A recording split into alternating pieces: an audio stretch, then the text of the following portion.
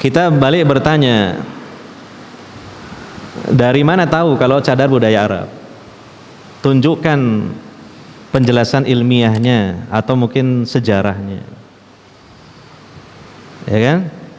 Apalagi kita ini bukan orang Arab, tahu dari mana? Nah, itu juga. Cadar budaya Arab, kita sendiri bukan orang Arab.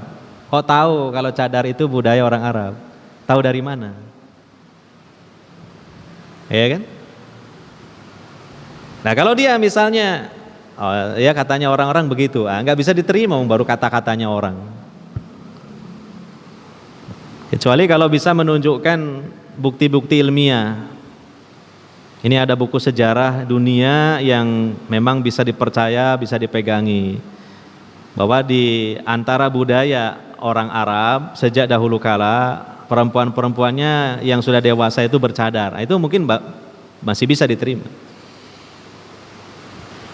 Ya, kalau sekedar klaim sendiri atau kata-katanya juga katanya siapapun juga nggak bisa menyebutkan, ya tidak berbobot. Gitu. Itu yang pertama. Yang kedua, kalau kita baca di kitab-kitab sejarah, gitu,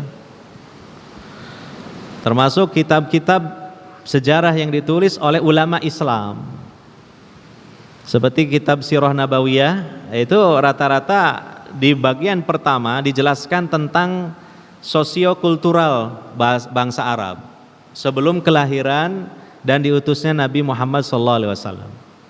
Seperti yang ditulis oleh Syekh Mubarak Furi atau Syekh Mubarak Kafur dari India, yang beliau memenangkan penulisan kitab sejarah Nabi juara nomor 1 seluruh dunia. Artinya sudah memenuhi standar ilmiah dan bisa dipertanggungjawabkan dengan referensi-referensi yang dapat dipercaya. Itu beliau menjelaskan tentang bagaimana latar belakang orang-orang Arab. Artinya berkaitan dengan cadar, jangankan perempuannya pakai cadar, ketika mereka tawaf di sekitar Ka'bah saja telanjang bulat gitu loh. Bagaimana mau pakai cadar? Orang-orang Arab jahiliyah itu mereka ketika tawaf saja telanjang bulat, baik laki-laki maupun wanitanya. Bagaimana mau pakai cadar? Gitu. Ya, jadi itu bukan budaya Arab itu. Ya. Itu adalah ajaran di antara ajaran Islam yang memang di kalangan ahli fikih memang ada perselisihan. Ada yang mengatakan wajib, ada yang mengatakan sunnah. Tapi yang jelas berdasarkan ya, riwayat-riwayat hadis-hadis yang terpercaya, istri-istri Nabi SAW ketika keluar dari rumahnya mereka bercadar. Tapi untuk sahabiah yang lain, menurut riwayat yang lain tidak bercadar. Ya. Jadi itu adalah bagian dari ajaran Islam, ya, dalam rangka membahas tentang masalah apakah wajah itu aurat atau bukan. Bagi yang bercadar menganggap wajah aurat, sehingga namanya aurat perlu ditutup.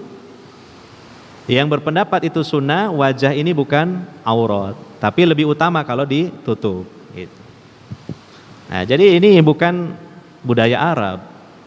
Ya, ini penjelasan nomor 2. Yang ketiga, seandainya itu budaya Arab, kalau kemudian datang dalil dari Quran, dari hadis, atau amalan para sahabat, maka budaya Arab ini dilestarikan dalam ajaran Islam. Karena tidak semua budaya Arab itu jelek. Jangan dibayangkan budaya Arab pasti jelek, budaya Arab jahiliyah, belum tentu. Ada warisan-warisan dari Nabi Ibrahim, ada warisan-warisan dari Nabi Ismail. Contohnya mereka mengagungkan Ka'bah. Ini kan budaya Arab. Sesuai enggak dengan ajaran Islam Nabi Muhammad? Sesuai. Karena Ka'bah ini tempat yang disucikan. Coba. Ada larangan berperang di bulan-bulan yang diharamkan. Bulan Muharram, Rajab, Zulqa'dah, Zulhijjah.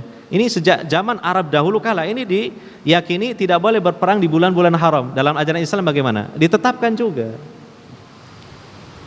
Ya, kebiasaan orang Arab suka memuliakan tamu, luar biasa kalau memuliakan tamu. Sampai-sampai ada tamu yang datang dia cuma punya onta 1, itu onta disembelih. Bagaimana dalam Islam? Ini dilestarikan dalam Islam. Nabi mengatakan man kana yu'minu billah wal yaumil akhir falyukrim dhaifahu. Jadi tidak semua budaya Arab itu jelek. Ada yang dikukuhkan dengan syariat ini. Gitu loh. Gitu? Nah, jadi ini kita jawab dari berbagai sisi lah. Apanya yang jadi masalah cadar ini, gitu loh. Gitu? Andaikan budaya Arab, tapi ini misalnya ditetapkan dalam syariat kita, jadi syariat, dari bagian dari syariat, gitu loh. Apalagi belum terbukti itu memang budaya Arab. Demikian jawaban saya, wallahu a'lam bishawab.